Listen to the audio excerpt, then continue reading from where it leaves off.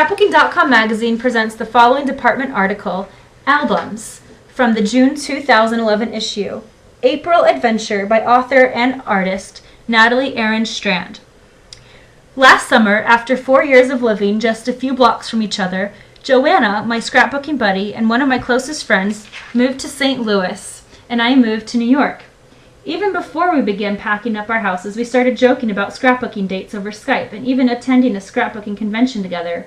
When things suddenly worked out, cheap flights plus flight voucher, I jumped at the opportunity and booked my ticket to make the trip to visit Joanna and attend a scrapbooking convention in April. Our birthdays are only a few days apart in April, and it has always been one of our annual traditions as friends to exchange gifts while eating a cake we baked.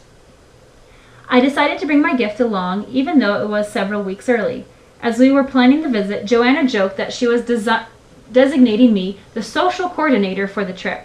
That solidified the gift idea that had been rolling around in my head, a mini album to record the trip. This mini album is mostly a photo and journaling album, but it also contains a printout of our schedule for the convention and an envelope to keep bits of memorabilia. I'd had the October afternoon stickers for a while, and I just loved the color combination. I decided that since there were so many fantastic little journaling labels, I would use them, and base the color scheme of the album around them. Confession, I also used them because I had 2 sheets of each, and I intend to make a copy of this album for myself as soon as I get my hands on another edgy album. Of course, since I made the album before our trip, it has blank journaling labels and empty photo mats. As I planned the layout of the album, I made sure that the photo mats were for standard size photos. In the final album, all the photos can be printed on 4x6 photo canvases, 1, 2, or 4 photos per canvas. Because the photo maps overlap, I made sure to leave the overlapping corners unstuck so that Joanna can slip in the photos and adhere them.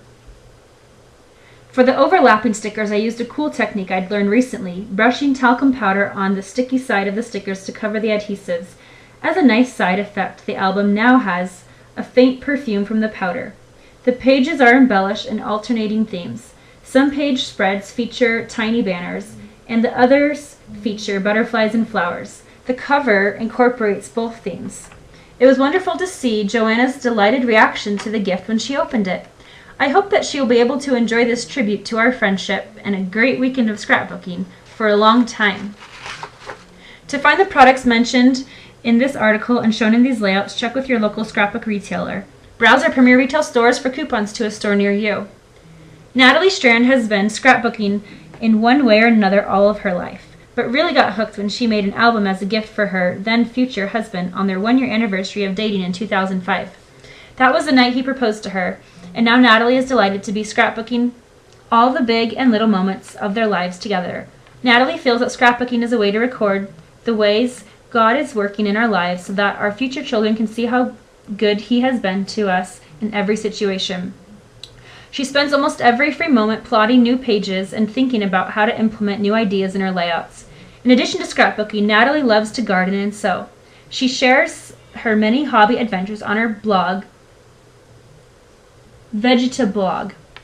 That's VEGETABLOG.wordpress.com.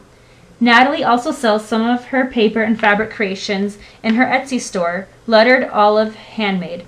That's www.etsy.com/shop/Lettered Olive. That's LETTEREDOLIVE.